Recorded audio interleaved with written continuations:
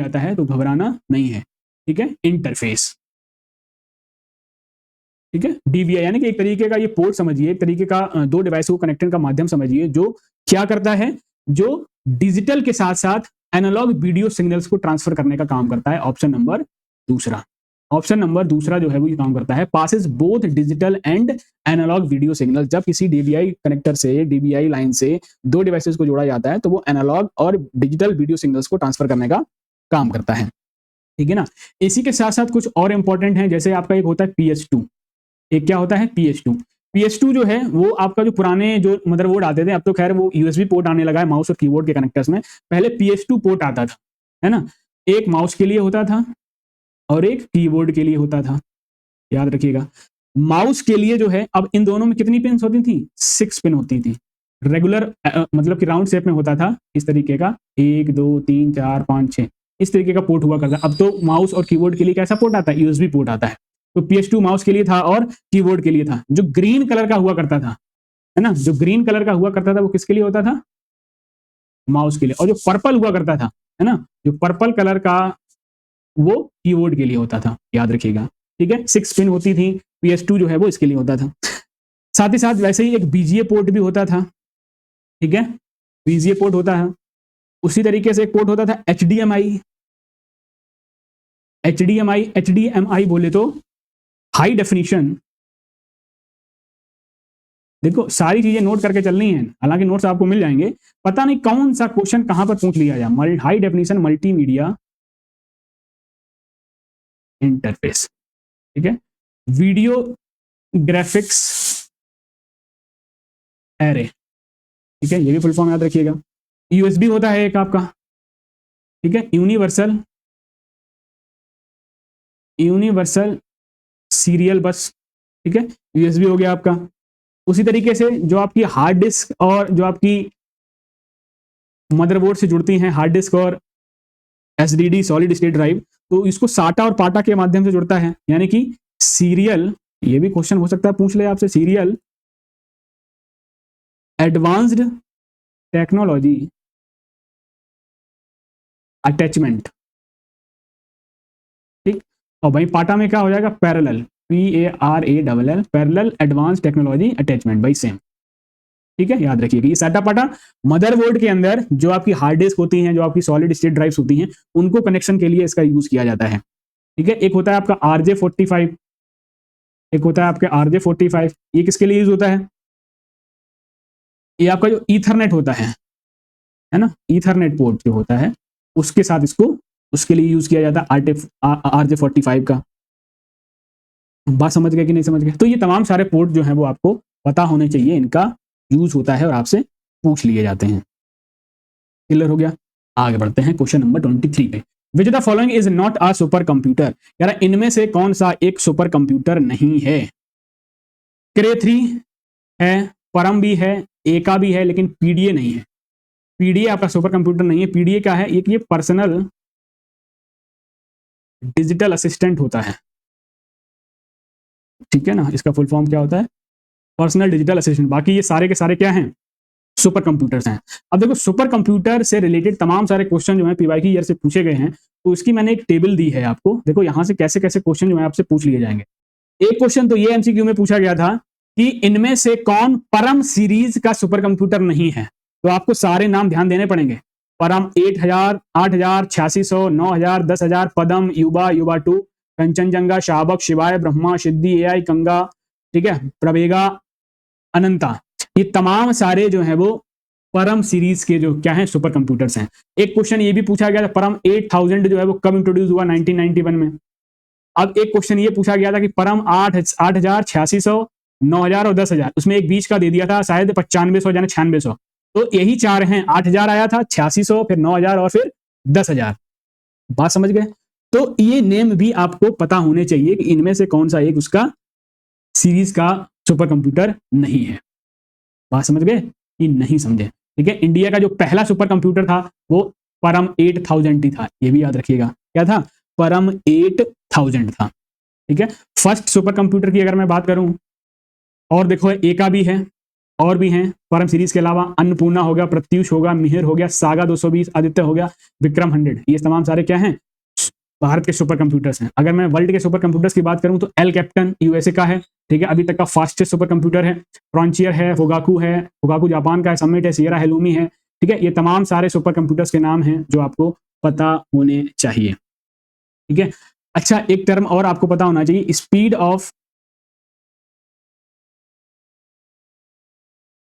Of जो super computer है वो किसमें नापी जाती है, फ्लॉप्स में, FLOPS, FLOPS, फ्लॉप्स बोलते हो फ्लोटिंग पॉइंट, फ्लॉप्स बोले तो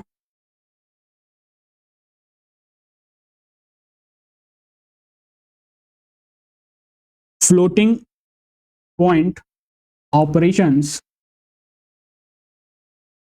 पर सेकंड, ठीक है। फ्लोटिंग पॉइंट ऑपरेशन पर सेकंड जो है वो आपका क्या है, स्पीड है, क्या है, स्पीड। अच्छा, एक टर्म और मैं आपको बता दूं, जो पहला सुपर कंप्यूटर था, ठीक है, फर्स्ट सुपर कंप्यूटर, ये नोट्स बनाने वाले एक जगह जरा इसको मेंशन करना, फर्स्ट सुपर कंप्यूटर, पहला सुपर कंप्यूटर कौन सा था, CDC 6600, ठीक है, CDC 6600 जो कब बना था, 1964 में, ठीक। तो ये याद करने हैं आपको, पता होने चाहिए, पता नहीं कौन सा क्वेश्चन जो है वो पूछ लिया जाए, क्लियर। आगे बढ़ते हैं, what is the full form of पीरोम।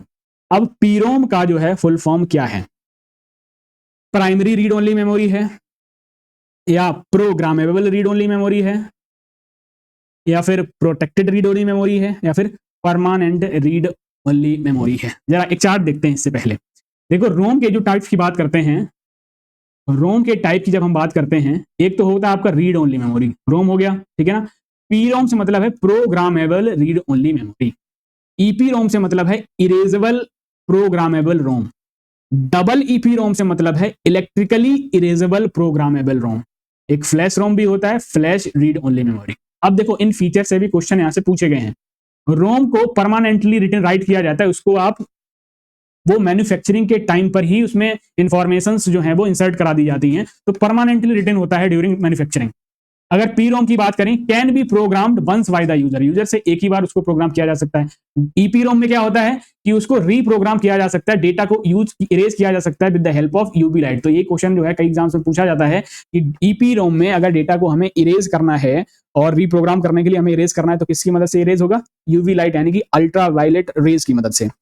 Double EP रोम की बात करें, इलेक्ट्रिकल लेवल, ठीक है, तो इलेक्ट्रिक सिग्नल्स की मदद से इनमें डेटा को क्या किया जाता है, इरेज करके इसको दोबारा से रीप्रोग्राम कर दिया जाता है। ठीक है, type of EP ROM with faster erase program capability, flash ROM. ठीक है, तो ये तमाम सारे टाइप्स थे किसके, रोम के विद फीचर्स। तो फुल फॉर्म क्या हो जाएगा P ROM, programmable read only memory, option number B. ठीक है, ऑप्शन नंबर बी जो है वो इसका सही जवाब हो जाएगा। ठीक है ना, याद रखिएगा। चलिए भाई चलते हैं आगे। Question number 25, N interface between the human user and the computer hardware. Computer hardware और ह्यूमन यूजर के बीच में जो एक इंटरफेस बनता है उसको आप क्या कहेंगे। ठीक है ना, उसको आप क्या कहेंगे, उसको आप बोलोगे ऑपरेटिंग सिस्टम। क्या बोला जाता है, ऑपरेटिंग सिस्टम, ऑप्शन नंबर दूसरा। ठीक है, ऑपरेटिंग सिस्टम की मदद से ही, विदाउट ऑपरेटिंग सिस्टम आप कंप्यूटर को ऑपरेट नहीं कर सकते। क्वेश्चन नंबर 26 है, कह रहा फॉरट्रैन इज द, मैंने आपको बताया था फॉरट्रैन क्या है, लैंग्वेज ऑफ 5th जनरेशन नहीं है, लैंग्वेज ऑफ 2nd जनरेशन है। ठीक है, first electronically digital computer of the world नहीं, ऐसा भी नहीं। Link to connect all the universities, ऐसा नहीं। First high level programmable language. ठीक है, आंसर नंबर 4 जो है वो इसका, ऑप्शन नंबर 4 इसका सही आंसर। फॉरट्रैन क्या होता है, फॉर्मूला ट्रांसलेशन होता है। रोम इज कंपोज्ड ऑफ, रोम जो है वो किससे मिलकर बनी हुई होती है, क्या सेमीकंडक्टर्स, फोटो इलेक्ट्रिक सेल्स, या फिर इंटीग्रेटेड सर्किट या मैग्नेटिक वेव्स, किससे बनी होती है, इंटीग्रेटेड सर्किट यानी कि आईसी चिप से मिलकर बनी होती है। ऑप्शन नंबर तीसरा जो है वो इसका सही जवाब होगा। ठीक है, अच्छा, मैग्नेटिक टेप्स क्या है, एक टाइप है, type of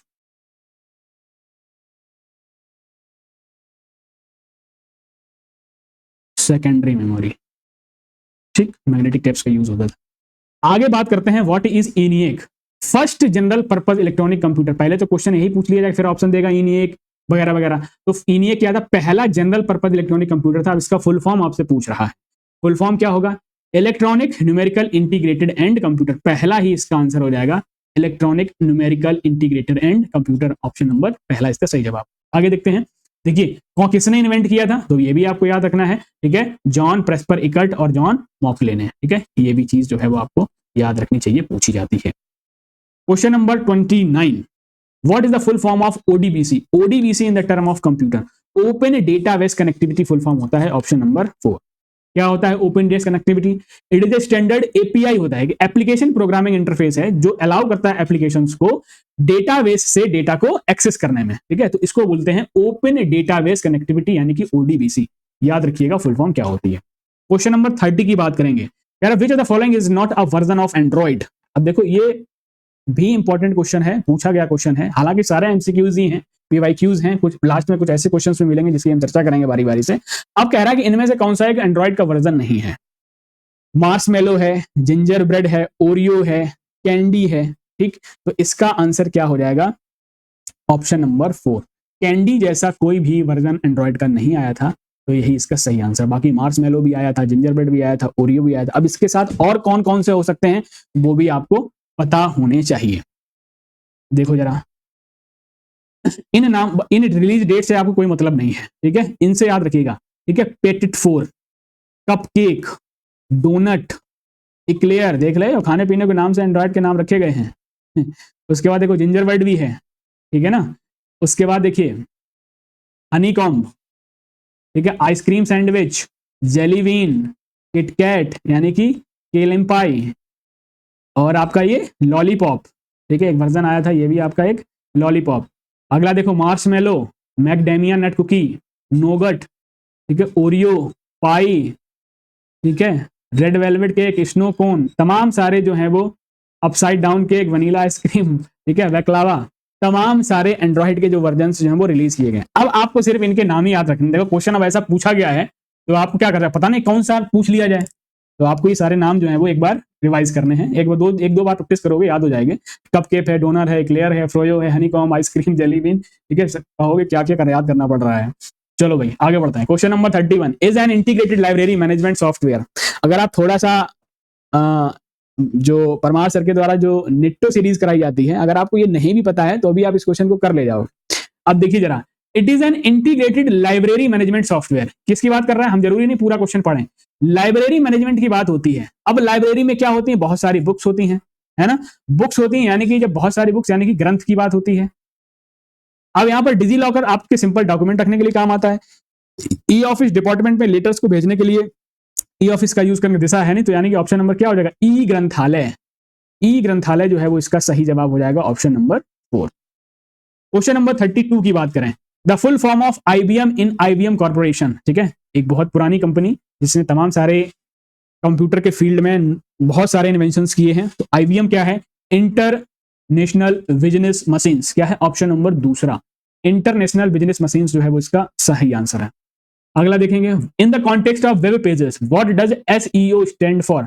search engine optimization, option number पहला जो है वो इसका सही जवाब है। अब एसईओ करता क्या है, ठीक है ना, एसईओ कैसे काम करता है, क्या करता है, ठीक है, ये आपकी क्या करेगा? वेबसाइट रैंकिंग को इंक्रीज करेगा, वेबसाइट रैंकिंग को इंक्रीज करेगा। सपोज दैट आपने कोई इंफॉर्मेशन सर्च की, अब जो इंफॉर्मेशन आप सर्च करते हो उसी से रिलेटेड जो है वो 8 से 10 वेब पेजेस, वेबसाइट, पहली वेबसाइट खुल जाती है। वही पहली वेबसाइट क्यों खुली? Due to SEO.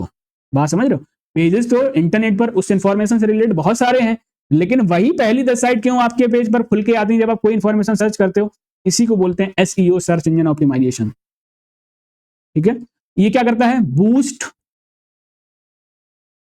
Organic traffic, ठीक है, आपके प्रोडक्ट पर ट्रैफिक लाने का काम करता है, वो भी ऑर्गेनिक यानी कि जेन्युइन पर्सन जो भी जिसकी डिमांड होती है। जैसे सपोज दैट अभी फैटमैन और लिटिल बॉय लॉन्च हुआ था, ठीक है ना, एक जीके इनिशिएटिव था जो परमार शशि के द्वारा लॉन्च किया गया। फैटमैन क्या है? एक थ्योरी जीके बुक है। लिटिल मैन क्या है? लिटिल बॉय क्या है? एक एमसीक्यू बुक है जीके के लिए। तो ये दोनों के दोनों रिवॉल्यूशनरी प्रोडक्ट हैं। अब जिस दिन ये लॉन्च हुए थे, बात समझना ध्यान से, जिस दिन ये लॉन्च हुए थे तो जैसे ही लॉन्च हो रहे थे सबने कहा था कि अब जाके ये अमेजन और फ्लिपकार्ट पे अवेलेबल है, तो उसका पेज जो है वो क्रैश कर गया था, उसका जो वेबसाइट जो है वो क्रैश कर गई थी, फिर कुछ देर के बाद वो सही हुआ था। अब ये क्रैश क्यों हुआ? ये ऑर्गेनिक ट्रैफिक पहुंचा था इस वेबसाइट पर ताकि लोग पर्टिकुलर आर्टिकल को देख पाए, परचेज कर पाए। बात समझ रहे हो? तो ये होता है ऑर्गेनिक ट्रैफिक। ठीक, उसके बाद अगला एक काम और कर सकता है, टारगेट रिलेटेड कीवर्ड्स। ठीक है, जैसे सपोज दैट, जैसे आप देखते हो ना, जैसे गूगल पर कोई भी चीज सर्च करते हो, आप एक दो वर्ड डालते हो, पहलगाम डाल दिया आपने, तो पहलगाम से रिलेटेड कुछ ऐसे कीवर्ड और साथ में आपको मिलेंगे जिनको आप सर्च करने पर सबसे पहले ऊपर आएंगे। तो that one is search engine optimization. SEO का फुल फॉर्म क्या हो गया? सर्च इंजन ऑप्टिमाइजेशन, याद रखिएगा। क्वेश्चन नंबर 34 की अगर मैं बात करूं, कह रहा है अ प्रोग्राम और piece of code that is loaded on to a person's computer without his her knowledge and runs against his her विशिष्ट is a type of malware called. अब देखो, एक पर्टिकुलर पर्सन के प्रोग्राम पे code को जो है वो लॉन्च किया गया, ठीक है ना, मतलब कि लोड कर दिया गया, अब उसको पता भी नहीं है, ठीक है ना, जिस कंप्यूटर में ये अपलोड कर दिया गया, लोड कर दिया गया, उसको पता भी नहीं है, लेकिन वो अपना काम कर रहा है बैकएंड से। तो इस मालवेयर को, इस वायरस को आप क्या नाम दोगे? ठीक है, इसका आंसर आपसे पूछा गया है, जल्दी बताइए। वायरस, ट्रोजन हॉर्स, स्पाईवेयर या फिर ज्यूस। ठीक है, इसको क्या बोलोगे आप? वायरस बोलोगे। अब तमाम तरीके के वायरस होते हैं, जैसे देखो जरा एक बार देख लेते हैं। फाइल इन्फेक्टर वायरस की बात करें तो ये एग्जीक्यूटेबल फाइल्स के साथ जो है अटैच कर दिए जाते हैं और जैसे ही फाइल रन होती है तुरंत फैल जाते हैं पूरी के पूरे सिस्टम में। मैक्रो वायरस एक पर्टिकुलर डॉक्यूमेंट को इन्फेक्ट करने का काम करते हैं। बूट सेक्टर वायरस हो गया, infect the boot sector of storage devices, activate when system start, जैसे सिस्टम स्टार्ट होता है तुरंत ये एक्टिवेट हो जाते हैं और स्टोरेज डिवाइसेस को इन्फेक्ट करने का काम करते हैं। ट्रोजन हॉर्स खूब पूछा जाता है, इंपॉर्टेंट है। Disguises as legitimate software but performs malicious activities. ठीक है, चुपके से कुछ ऐसी संदिग्ध चीजें करता है, धोखे में रखता है और कुछ मैलिशियस एक्टिविटीज करेगा, चीजों को, फाइल्स को डिलीट कर देगा, करप्ट कर देगा वगैरह वगैरह। वॉर्म की बात करें, self replicating software. Self replicating virus जो है क्या है? वॉर्म है। And spreads across network without needing a host file. Spyware secretly correct using information, password या ब्राउजिंग डेटा को आपका चुपके से देख लेगा। ठीक है, देख लो, ये हिंदी वाले यहां से हैं, इसको देख लेंगे। बात समझ गए? चलिए भाई आगे देखते हैं। एडवेयर की बात करें, ठीक है, जब आप किसी डिस्प्ले वेबसाइट पर आप जाते हो तो आपको तमाम सारे बार बार ऑटोमेटिकली ऐड दिखाए जा रहे हैं, तो वो भी एक तरीके का क्या है? आपको जरूरत नहीं है, बार बार वो ऐड आ रहे हैं, आपके सिस्टम को स्लो कर रहा है, कहीं ना कहीं वायरस का ही रूप है। रैंसमवेयर, ठीक है, जिसमें फिरौती ली जाती है, आपके सिस्टम को, आपकी फाइल्स को लॉक कर दिया जाता है। जब तक उससे रिलेटेड आप पेमेंट नहीं करोगे, जितनी डिमांड की जा रही है, तब तक वो फाइल्स जो है वो डिक्रिप्ट नहीं होंगी, ओपन नहीं होंगी। पॉलीमॉर्फिक वायरस है, changes its code about detection of antivirus software हो गया। रेजिडेंट वायरस हो गया, hides in the system memory and infect file as the opened और मॉडिफाइड। सिस्टम की मेमोरी में जाके ही चुप के बैठ जाएंगे, जैसे किसी फाइल को ओपन किया जाएगा या मॉडिफाई किया जाएगा, तुरंत उसको ये क्या करें? इन्फेक्ट कर देगा। रूट किट इंपॉर्टेंट है, पूछा जाता है। ठीक है, hides malicious activities by gaining root level access to the system. Logic bomb हो गया, activates when specific conditions are met, जैसे डेट टाइम यूजर एक्शन के रिगार्डिंग, जैसे ये टाइम हुआ, पर्टिकुलर डेट टाइम पे सेट कर दिया, तुरंत वायरस की भरमार हो गई। ठीक है, तो यहाँ से हिंदी वाले भी देख लेंगे। बढ़ते हैं क्वेश्चन नंबर 35 की ओर। Which among the following is not an open source software? इनमें से कौन सा एक ओपन सोर्स सॉफ्टवेयर नहीं है? एंड्रॉइड, लाइनेक्स, माइक्रोसॉफ्ट ऑफिस या फिर मोजिला फायरफॉक्स। ठीक है, ओपन सोर्स नहीं है, कौन नहीं है? माइक्रोसॉफ्ट। अब देखो बता दूं मैं, ओपन सोर्स सॉफ्टवेयर या फ्री ओपन सोर्स सॉफ्टवेयर या प्रोप्राइटरी सॉफ्टवेयर क्या होते हैं, जरा इनको देख लेते हैं। तो ऑप्शन क्या हो जाएगा? माइक्रोसॉफ्ट ऑफिस जो है वो ओपन सोर्स सॉफ्टवेयर नहीं है। अब ओपन सोर्स क्या होते हैं जरा देखिएगा। Free and open source software की बात करें, one is FOSS. The developers of some application software provide their source code. बस इस लाइन को इंपॉर्टेंट ध्यान रखिएगा। प्रोवाइड्स देयर सोर्स कोड को प्रोवाइड कर देते हैं as well as the software freely to the public within an aim to the develop and improve further with the help with the each other's help. Such software is known as free and open source software. मतलब समझ में आया क्या? कुछ ऐसे software जो domain में publicly सभी के लिए एप्लीकेबल है, और फ्री तो वो सॉफ्टवेयर है, साथ ही साथ जो उनका सोर्स कोड है वो भी डोमेन में पब्लिक है, सभी के लिए फ्री ऑफ कॉस्ट। ये इसलिए किया जाता है, हो सकता है कि जितने भी उस कम्युनिटी के लोग हैं तो उसमें कुछ मॉडिफिकेशन हो सके, जिससे किसी ऐप को इंप्रूव किया जा सके, उसको और डेवलप किया जा सके। तो इस वजह से ये सॉफ्टवेयर रिलीज किए जाते हैं as a category of open source software. तो बात समझ गए? जैसे आपका हो गया पाइथन, ठीक है, लिब्रे ऑफिस है, ओपन ऑफिस है, मोजिला है, फायरफॉक्स। लिब्रे ऑफिस का सोर्स कोड ओपन है, ठीक है, ओपन ऑफिस हो गया, मोजिला हो गया, मोजिला फायरफॉक्स हो गया, सभी के सभी कैसे हैं? ओपन सोर्स सॉफ्टवेयर है। इनका सोर्स कोड जो है डोमेन में पब्लिकली सबके पास अवेलेबल है। ठीक है, source code of operating system जो उबंटू है, ये भी फ्रीली एक्सेसिबल है सभी के लिए। ठीक, तो आई होप ओपन सोर्स जो है वो आप समझ पा रहे होगे। कुछ एप्लीकेशन सॉफ्टवेयर्स के डेवलपर्स अपने सोर्स कोड के साथ साथ सॉफ्टवेयर को भी जनता को मुफ्त में उपलब्ध कराते हैं, जिसका उद्देश्य एक दूसरे की मदद से विकास को सुधार करना होता है। ऐसे सॉफ्टवेयर को फ्री और ओपन सोर्स सॉफ्टवेयर कहते हैं, जैसा कि मैंने आपको अभी डिस्कस किया। ठीक है, आगे बढ़ते हैं, फ्रीवेयर की बात करते हैं। ठीक है, फ्रीवेयर क्या है? कभी कभी क्या होता है, sometimes software are easily freely available for use. Software तो फ्री टू यूज है, ठीक है, लेकिन उसका सोर्स कोड अवेलेबल नहीं होता है। ऐसे सॉफ्टवेयर फ्रीवेयर सॉफ्टवेयर होते हैं, जैसे स्काइप हो गया, एडोब रीडर हो गया, ठीक है, और भी ऐसे एप्लीकेशंस हैं जो आपके फ्रीवेयर की तरह यूज होते हैं, लेकिन उसका सोर्स कोड तो है नहीं, तो वो फ्रीवेयर की कैटेगरी में आ जाते हैं। प्रोप्राइटरी सॉफ्टवेयर क्या होते हैं? कुछ ऐसे सॉफ्टवेयर जिनको आप परचेज करते हो, उनका कॉपीराइट होता है जो उसका ओनर होता है। ठीक है, तो ऐसे सॉफ्टवेयर को प्रोप्राइटरी सॉफ्टवेयर कहते हैं, जैसे माइक्रोसॉफ्ट विंडोज। हालांकि आजकल सभी लोग पायरेटेड यूज करते हैं, लेकिन ये ऐसा इलीगल होता है। टैली है, क्विक हील है, माइक्रोसॉफ्ट ऑफिस है, ये सारे के सारे क्या है? प्रोप्राइटरी सॉफ्टवेयर हैं। ठीक है, when the software is used has to be purchased from the vendor who has the copyright of the software. उस सॉफ्टवेयर का जिसने कॉपीराइट कर रखा है, उससे आप परचेज करते हो, उसके बाद आप यूज करते हो। ऐसे सॉफ्टवेयर को कहा जाता है प्रोप्राइटरी सॉफ्टवेयर। ठीक है, आगे देखिए, question number 36 is a generic term which refers to all the legal and regulatory aspects of internet and the world wide web. Which refers to the legal and regulatory aspect, मतलब कि internet पर यानी कि www पर हर एक चीज जो है वो रूल्स और रेगुलेशंस के अकॉर्डिंग गवर्न करे चले, तो उसको आप क्या कहोगे? साइबर लॉ बोलोगे। ऑप्शन नंबर 4 क्या बोलोगे? साइबर लॉ बोलोगे। ठीक है, चलते हैं नेक्स्ट क्वेश्चन। ठीक है ना, क्या क्वेश्चन बताया था मैंने आपको? साइबर लॉ जो है वो हो गया था। ठीक है, कुकीज आर स्मॉल टेक्स्ट। अच्छा, अगर कुकीज की बात कर लें तो क्या होगा? Cookies are small text files stored on a user device by web browser when visiting a website. जब आप किसी वेबसाइट पर विजिट करते हो, ठीक है, तो कुछ छोटी छोटी ऐसी इंफॉर्मेशन जिसकी मदद से जो प्रोसेस करने का जो टाइम है वो कम लगता है, अगर कुकीज में आपकी इंफॉर्मेशन जो है पहले से सेव हो जाती है तो। अगला क्वेश्चन देखिए, how many bytes are equal to 1 kilobyte in binary system? How many bytes in 1 KB, यानी कि 1 KB में कितने बाइट्स होते हैं? ये मैंने आपको चार्ट बताया था।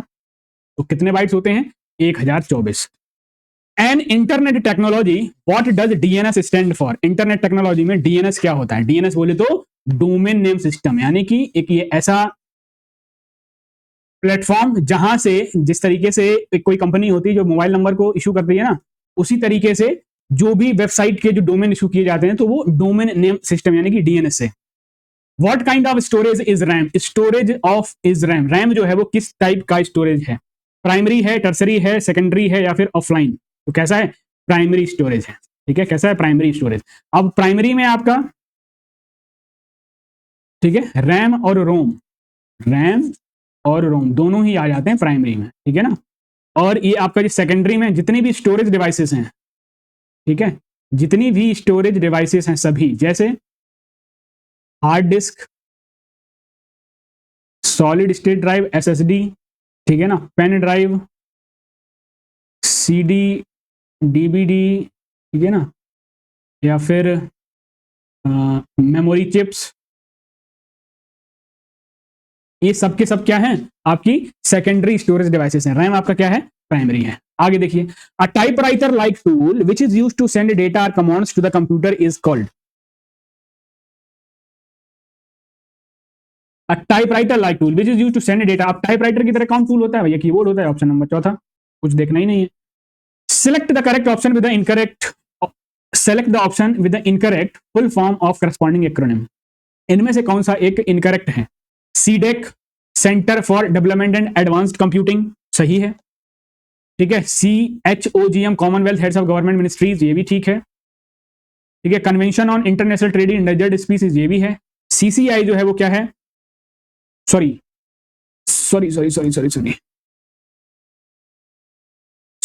CHOGM यानी कि जो Commonwealth heads of government ministries है, ये क्या है? गलत है। ये क्या है? गलत है। Convention on international trade in endangered species, ये भी सही है। कंपटीशन कमीशन ऑफ इंडिया, ये भी आपका क्या है? सही है। ठीक है, ये मिनिस्ट्रीज नहीं होगा, यहां पर मिनिस्ट्रीज नहीं होगा, मिनिस्ट्रीज की जगह क्या होगा? मीटिंग होगा। ठीक है, आगे देखिए, what does the acronym SMPS stand for? SMPS का मतलब क्या होता है? देखिए भाई, एक कंपोनेंट है जो CPU सेंट्रल प्रोसेसिंग यूनिट, यानी कि जो सीपीयू की कैबिनेट तैयार होती है पूरी की पूरी, तो हर एक कंपोनेंट को पावर सप्लाई कितनी देनी है ये निर्धारण कौन करता है? एसएमपीएस। कौन करता है? एसएमपीएस। तो इसका इसीलिए नाम क्या है? Switched mode power supply. Option number 1 जो है वो इसका सही आंसर है। ये हर एक प्रोडक्ट को कितनी पावर देनी है, कब कब देनी है, इसी से पावर, मेन पावर जो है वो यहां लगती है, फिर इसके बाद ही एसएमपीएस ही सब जगह पावर डिस्ट्रीब्यूट करने का काम करता है। एक फुल फॉर्म आपसे और पूछी जाती है, सीएमओस। ठीक है, सीएमओस की फुल फॉर्म क्या होती है? जो सीएमओस चिप होती है, जो सीएमओस बैटरी होती है, ठीक है, तो क्या होता है? Complementary metal oxide semiconductor.